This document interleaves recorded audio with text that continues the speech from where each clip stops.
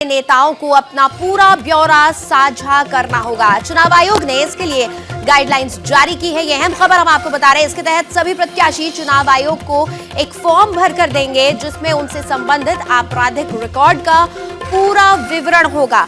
राजनीतिक दलों ने भी अपनी वेबसाइट पर प्रत्याशियों के आपराधिक रिकॉर्ड की जानकारी साझा करनी होगी। तो ये बड़ी खबर हम आपको बता रहे हैं। चुनाव आयोग की नई गाइडलाइंस जारी हो गई है जिसमें आपराधिक प्रवृत्ति के तमाम जो नेता हैं उनके लिए हिदायत दी गई है। आपको अपना पूरा ब्यौरा साझा करना होगा।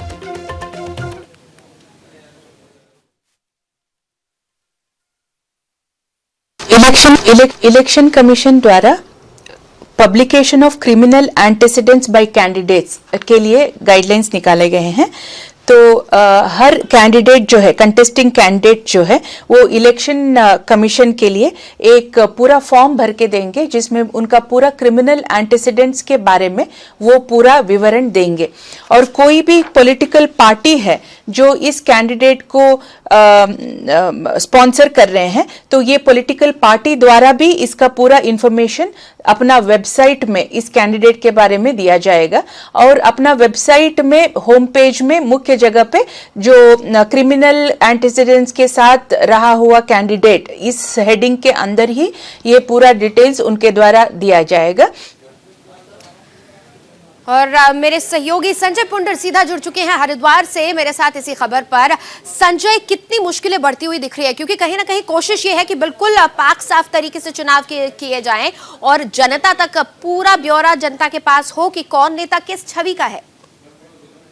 लेकिन नीतीश, चुनाव को लेकर प्रशासन जहां पूरी तरह तैयारी में दिखाई दे रहा है तो वहीं चुनाव आयोग भी कोई कसर नहीं छोड़ रहा है। आप देख रहे हैं कि किस तरह से चुनाव आयोग की नई गाइडलाइन आई है। जो उम्मीदवार होगा उसे अपना पूरा ब्यौरा देना होगा, क्या उसका आपराधिक रिकॉर्ड रहा है और कोई उस पर केस तो दर्ज नहीं है। ऐसे में जिस पार्टी का वो उम्मीदवार होगा उस पार्टी को भी अपनी वेबसाइट पर ये अंकित करना होगा, होम पेज पर ये दिखाना होगा कि जो उनका उम्मीदवार है उसका ब्यौरा क्या है। हालांकि जिस तरीके से चुनाव आयोग ने कहा है कि वेबसाइट के मुख्य पृष्ठ पर यानी होम पेज पर एक अलग से बनाया हुआ होगा, एक मेन्यू बनाया हुआ होगा और उसमें साफ तौर पर उम्मीदवार की जानकारी होगी कि उसका आपराधिक रिकॉर्ड तो नहीं है और क्या उसका पूरा लेखा जोखा, यानी पूरी तरह चुनावी मोड में जो चुनाव आयोग है वो दिखाई दे रहा है। तो साफ कहा जा सकता है कि चुनाव आयोग की इस गाइडलाइन का कहीं ना कहीं उम्मीदवारों पर कितना असर पड़ता है। आप देख रहे हैं कि एक के बाद एक मुश्किलें आती दिखाई दे रही है। लगातार ही सभी राजनीतिक पार्टी के जो उम्मीदवार है,